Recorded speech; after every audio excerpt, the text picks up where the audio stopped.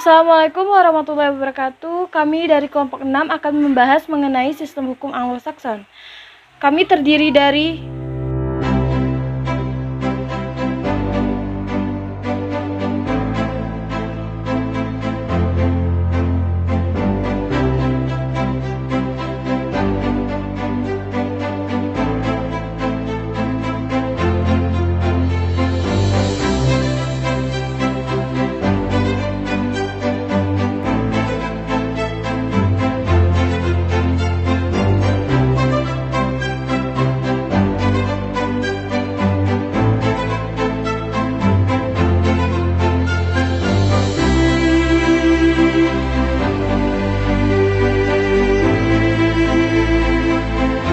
Assalamualaikum warahmatullahi wabarakatuh. Di sini saya akan membahas mengenai sistem hukum Anglo-Saxon. Sistem hukum Anglo-Saxon merupakan suatu sistem hukum yang didasarkan pada jurisprudensi, yaitu keputusan-keputusan hakim terdahulu yang kemudian menjadi dasar putusan hakim-hakim selanjutnya. Sistem hukum Anglo-Saxon cenderung lebih mengutamakan hukum kebiasaan, hukum yang berjalan dinamis sejalan dengan dinamika masyarakat.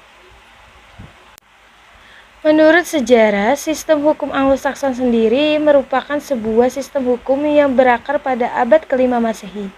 Saat kemunduran Kekaisaran Romawi dari Kepulauan Inggris, kemudian diikuti masuknya bangsa Saksoni yang menginvasi Kepulauan Inggris dan melebur bersama bangsa pribumi Anglikan sehingga menghasilkan suatu kebudayaan hukum yang berbeda dari dataran Eropa pada umumnya, di mana ia luput dari pengaruh Kekaisaran Romawi. Sistem hukum Anglo-Saxon sendiri lahir pada tahun 1066 ketika pemerintahan Inggris masih bersifat feodal. Sistem hukum Anglo-Saxon lahir melalui reformasi hukum yang dilakukan oleh Raja Henry II yang bertujuan untuk menstrukturalisasikan peradilan yang berdasarkan kebiasaan-kebiasaan hukum yang ada di Inggris, sehingga menghindari kesewenangan dan penyelewengan bangsawan dalam menjalankan praktik peradilan. Sistem hukum ini kemudian menyebar di dunia melalui koloni-koloni Inggris pada kurun abad 14-15 Masehi dan tetap digunakan setelahnya terutama oleh negara-negara yang terikat dalam persemakmuran Inggris. Saya akan membahas pembagian sistem Anglo-Saxon dan langsung ke penjelasannya, yaitu 1. Hukum publik adalah hukum yang mengatur hubungan antara negara dengan alat-alat perlengkapannya atau hubungan antara negara dengan warga negaranya. 2. Hukum privat adalah hukum yang mengatur hubungan antara sesama manusia, antara satu orang dengan orang lain dengan menitikberatkan kepada kepentingan perorangan. Hukum privat merupakan hukum yang mengatur tentang hubungan antara individu dalam memenuhi kebutuhan hidupnya. 3. Hak milik berdasarkan Pasal 20 ayat 1 UUD nomor 5 tahun 1960 tentang Peraturan Dasar Pokok-pokok Agraria menerapkan bahwa hak milik adalah hak yang turun-temurun, terkuat dan terpenuhi yang dapat dipunyai orang atas tanah dengan mengingat ketentuannya. Hukum tata negara adalah bentuk hukum yang mendefinisikan hubungan antara berbagai lembaga di dalam suatu negara, yaitu eksekutif, legislatif, dan yudikatif. Hukum administrasi negara adalah sebuah cabang dari ilmu hukum yang mempelajari mengenai tindakan dalam penyelenggaraan sebuah negara. Hukum perjanjian merupakan hukum yang terbentuk akibat adanya pihak yang mengikat dirinya kepada pihak lain. Hukum pidana adalah bagian dari keseluruhan hukum yang berlaku di suatu negara yang mengadakan dasar-dasar dan mengatur ketentuan tentang perbuatan yang tidak boleh dilakukan atau dilarang disertai dengan ancaman pidana bagi barang siapa yang melakukannya. Pengertian hukum yang mengatur orang sebagai subjek hukum. Hukum perorangan adalah kaidah hukum yang mengatur kedudukan hukum atau status seseorang berkaitan dengan wewenang hukum dan kecakapan dalam bertindak lalu lintas hukum. Dasar sistem hukum Anglo-Saxon. Dasar hukum yaitu putusan-putusan hakim dan atau pengadilan mewujudkan kepastian hukum. Penemuan hukum. Hakim mempunyai wewenang yang sangat luas untuk menafsirkan peraturan hukum yang berlaku untuk menciptakan prinsip-prinsip hukum yang baru yang berguna sebagai pegangan baru bagi hakim dalam memutuskan perkara sejenis. Prinsip hukum. Prinsip-prinsip hukum dan kaidah hukum dibentuk menjadi kaidah yang mengikat. Sistem hukum Anglo-Saxon sebenarnya lebih mudah, terutama pada masyarakat di negara-negara berkembang karena sesuai dengan perkembangan zaman. Pendapat para ahli dan praktisi hukum lebih menonjolkan digunakan oleh hakim dalam memutuskan suatu perkara. Jurisprudensi. Hukum akan menjadi pegangan bagi hakim-hakim lainnya untuk memutuskan perkara karena jurisprudensi merupakan putusan-putusan hakim terdahulu. Dalam sistem ini, peran hakim tidak hanya untuk menafsirkan peraturan, tetapi juga untuk membentuk tata kehidupan atau perilaku masyarakat. Dibentuk melalui lembaga peradilan, sistem jurisprudensi ini dianggap lebih baik agar hukum sejalan dengan rasa keadilan dan manfaat dapat dirasakan langsung oleh masyarakat. The Doctrine of Precedence. Doctrine Precedence dikenal dalam tatanan hukum Anglo-Saxon di mana hakim terikat pada putusan hakim terdahulu jika menghadapi kasus-kasus yang mirip. Doktrin ini di Indonesia yang sistem hukumnya mewarisi civil law system secara teoritis dan tidak diadopsi. Yang dikembangkan di Indonesia mirip dengan pelaksanaan doktrin Precedence ini adalah melalui jurisprudensi tetap. Karena jurisprudensi tetap juga diakui sebagai sumber hukum. Setidaknya ada 4 faktor yang melandasi dipergunakannya precedence dalam sistem tunggal. Yang pertama yaitu faktor ekologi, artinya bahwa pelaksanaan penerapan peraturan hukum yang sama terhadap kasus yang sama akan menghasilkan kesamaan perlakuan terhadap setiap orang yang dihadapkan ke muka sidang pengadilan. Yang kedua yaitu faktor predictability, artinya apabila secara konsisten mengikuti precedence akan mendorong pada pelaksanaan hukum di masa datang ke arah yang lebih jelas, sehingga dapat diperkirakan kemungkinan judicialization yang akan diberikan terhadap suatu kasus yang sama di kemudian hari.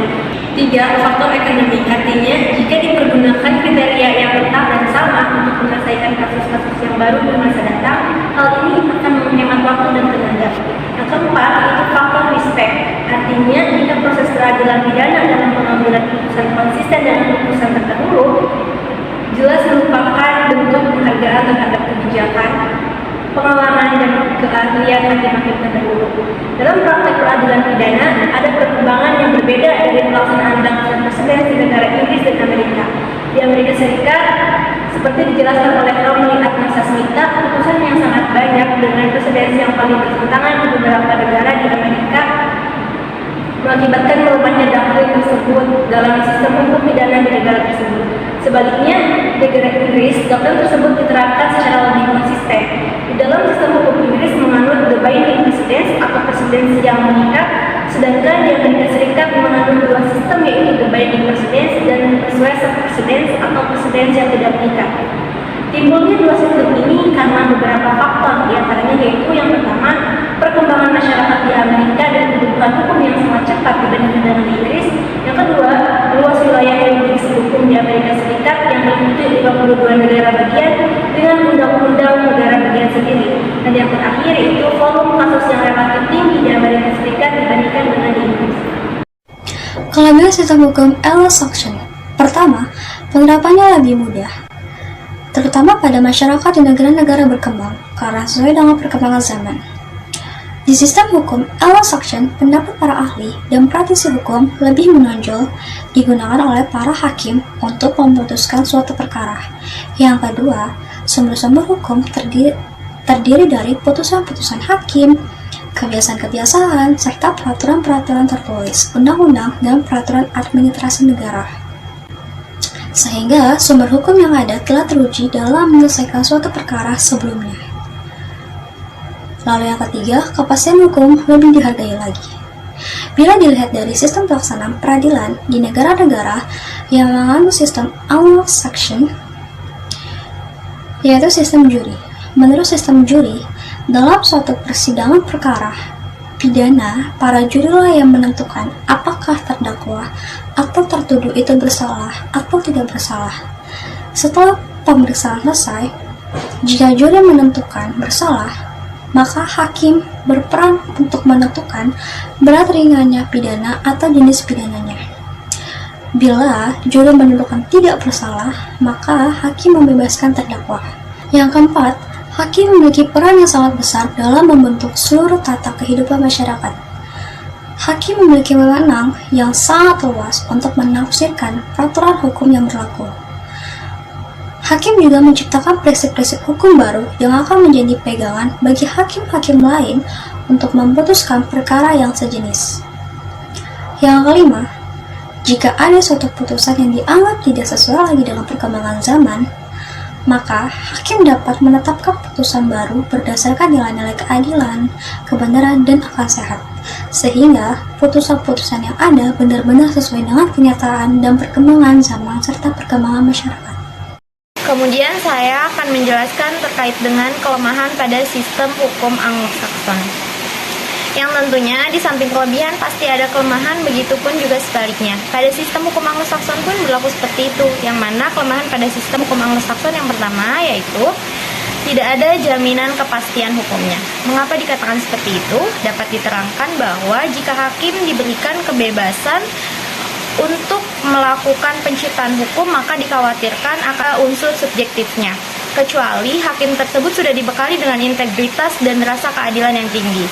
Lalu kemudian, untuk negara berkembang dengan tingkat korupsinya yang cukup tinggi, tentunya sistem Anglo-Saxon kurang tepat untuk diterapkan ataupun dianut di negara tersebut. Kemudian kelemahan pada sistem hukum Anglo-Saxon yang kedua yaitu hakim terlalu diberi kekuasaan yang amat besar dalam menentukan suatu hukuman, sehingga terkadang kemudian faktor subjek dapat terjadi. Hakim pun manusia yang terkadang memiliki rasa sungkan dan ada gejolak dalam setiap diri untuk melakukan suatu tindakan kotor ataupun curang. Contoh kasus terkait hal tersebut pun banyak terjadi. Sekian pembahasan tentang sistem hukum Anglo-Saxon yang dapat kami sampaikan dari kelompok 6. Kurang lebihnya mohon maaf. Semoga pembelajaran kali ini dapat bermanfaat untuk kita semua. Akhirul kalam, wassalamualaikum warahmatullahi wabarakatuh.